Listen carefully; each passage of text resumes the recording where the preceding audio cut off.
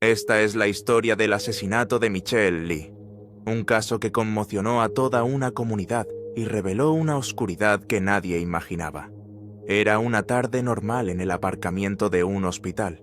Nada hacía pensar que algo fuera de lo común ocurriría. Michelle Lee, estudiante de enfermería, caminó hacia su coche, pero nunca llegó a casa. Michelle era amable, trabajadora y muy querida. El lugar estaba tranquilo.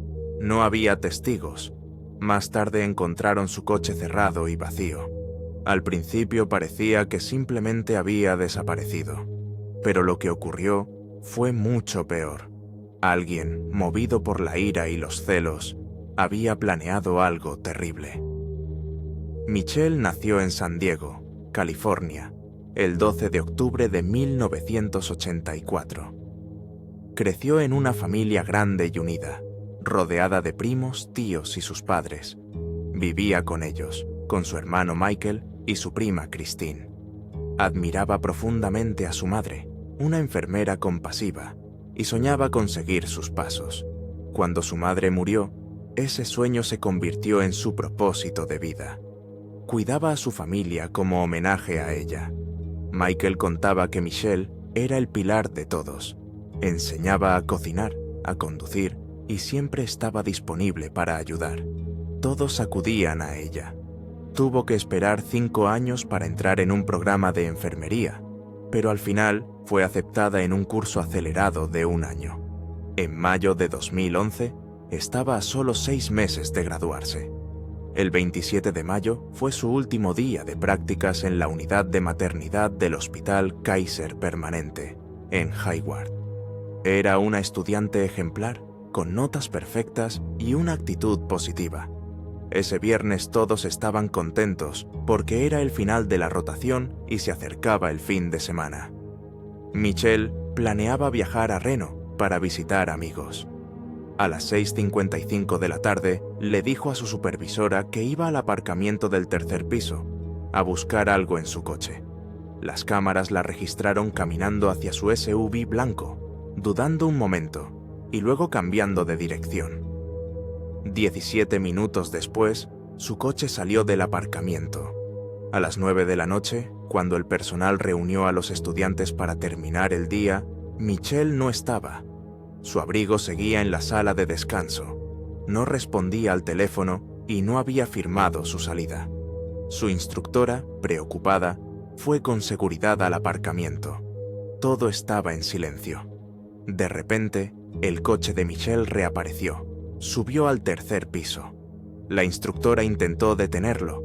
Gritó su nombre. El vehículo se detuvo unos segundos. Luego dio la vuelta y se fue a toda velocidad. La mujer sabía que no era Michelle quien conducía. Llamó a la policía de inmediato. A la mañana siguiente, Michelle llevaba más de 10 horas desaparecida.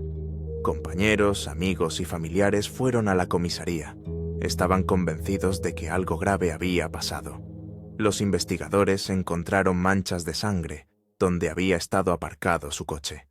A las 9 de la mañana hallaron su SUV en un aparcamiento cercano, cerrado y con sus pertenencias dentro. En el bolso estaban su portátil, su identificación y otra identificación robada de una persona desconocida. La policía descartó un ataque aleatorio. Todo apuntaba a algo planeado. Alguien que conocía su rutina la había esperado. 30 minutos después de que Michelle saliera al aparcamiento, una mujer llamó al hospital, haciéndose pasar por ella.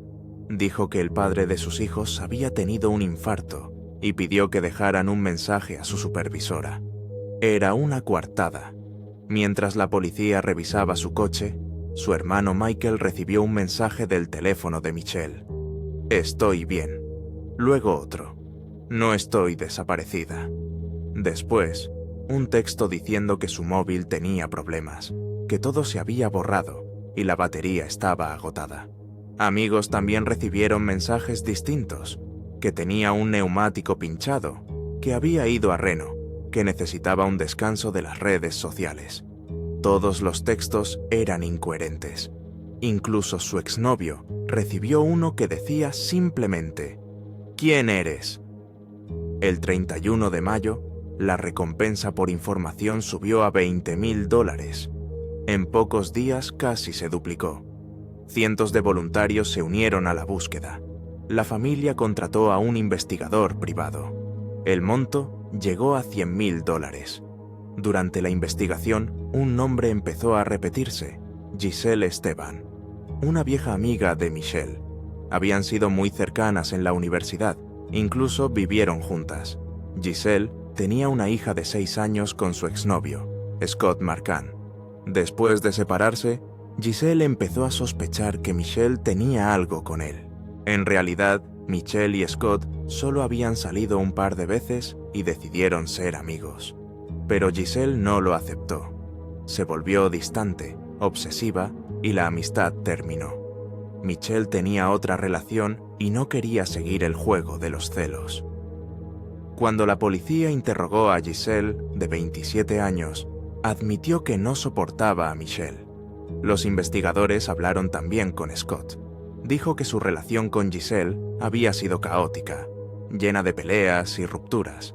Ella sufría episodios de furia y comportamientos extraños. En una ocasión, Scott la grabó en el coche mientras su hija estaba en el asiento trasero. En el audio, Giselle amenazaba: «Si lo haces otra vez, es tu última oportunidad. Te mataré a ti y a ella. Llévate eso a la tumba». Scott contó que Giselle había sido diagnosticada con trastorno bipolar y depresión maníaca. A veces se metía en su casa sin avisar, se sentaba en silencio y esperaba que la descubrieran. Al final, un juez le otorgó a Scott la custodia total de su hija. 3 días antes de que Michelle desapareciera, se emitió una orden de alejamiento contra Giselle. La policía empezó a investigar otro caso similar, ocurrido un año antes en una ciudad cercana, donde también había desaparecido una enfermera de apellido Lee. Pero pronto confirmaron que no estaban relacionados. Cuando encontraron sangre de Michelle dentro de su coche, la investigación cambió. Ya no buscaban a una persona desaparecida, sino a una víctima de homicidio. Giselle fue interrogada. Dijo que la noche de la desaparición había estado en el hospital, haciéndose un chequeo, y que estaba embarazada. Habló del distanciamiento con Michelle y la calificó de traidora. La dejaron libre, pero la policía colocó un rastreador GPS en su coche. Sospechaban que estaba implicada. Tenían dudas de si había actuado sola por su complexión y por la precisión del plan. Revisaron su casa y su coche. Todavía no podían acusarla formalmente, pero las pruebas se acumulaban. El giro llegó cuando Scott encontró algo aterrador. El teléfono de Michelle estaba en el asiento trasero de su coche. Las cámaras de seguridad mostraban que el coche de Giselle había pasado varias veces frente a su casa. Los registros del hospital también mostraron que el día antes de la desaparición, Giselle usó una tarjeta de acceso robada para entrar a zonas restringidas del campus. Las cámaras la captaron recorriendo los pasillos, revisando escritorios y consultando los horarios de Michelle y otros estudiantes. Así supo exactamente dónde y cuándo atacarla. Los registros telefónicos confirmaron que los móviles de ambas estuvieron en la misma zona la noche del crimen. Al día siguiente, Giselle fue vista en una tienda Apple pidiendo que desbloquearan un iPhone, diciendo que su hija lo había bloqueado por error. Luego, desde un restaurante cercano, usó ese teléfono, el de Michelle, para enviar mensajes falsos a sus amigos. Aunque no había cuerpo, las pruebas eran sólidas. Giselle Esteban fue arrestada y acusada de asesinato en primer grado. En su casa encontraron sangre de Michelle en los zapatos junto a la puerta, un cabello suyo dentro del coche de Michelle y su ADN en el volante. Michelle seguía desaparecida. Su familia dijo: «No descansaremos hasta traerla a casa». En el ordenador de Giselle hallaron búsquedas escalofriantes. Cómo provocar un infarto sin dejar rastro. Cómo seguir a ti a alguien sin ser visto. Cómo entrar en lugares cerrados. Efectos del monóxido de carbono y del cloruro de potasio. Después del crimen, buscó el nombre de Michelle más de 300 veces en Internet. El 17 de septiembre de 2011, 10 días después del arresto, tras 3 meses de búsqueda, apareció el cuerpo de Michelle Lee. Estaba en una fosa poco profunda, a 20 kilómetros de la casa de Giselle. Los restos estaban tan descompuestos que fue imposible determinar la causa exacta de la muerte. La policía confirmó que pertenecían a la estudiante desaparecida. En septiembre de 2012 comenzó el juicio. Giselle se declaró inocente, aunque más tarde admitió haber matado a Michelle. Su defensa intentó reducir el cargo a homicidio involuntario, alegando que fue un arrebato emocional. Durante todo el proceso se mantuvo fría, sin mostrar emociones ni arrepentimiento. No declaró en su defensa.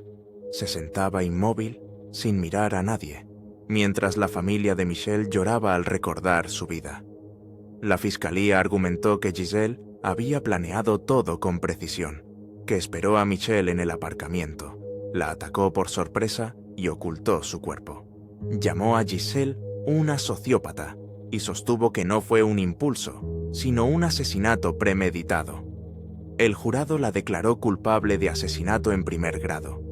Giselle no mostró reacción. Luego dijo fríamente que si ella hubiera sido jurado, también se habría declarado culpable. El juez afirmó que era una de las pruebas más perturbadoras que había visto en su carrera. La condenó a 25 años a cadena perpetua. Una familia quedó destruida por los celos y otra por las consecuencias de la locura. Durante la sentencia, el hermano de Michelle habló entre lágrimas del sueño que su hermana tenía de ser enfermera como su madre. Ese sueño terminó brutalmente en un aparcamiento, todo por los celos y una falsa creencia. Giselle, mientras cumplía su condena, dio a luz a un hijo. El padre obtuvo la custodia. Se rumoreó que podía ser Scott, pero él lo negó.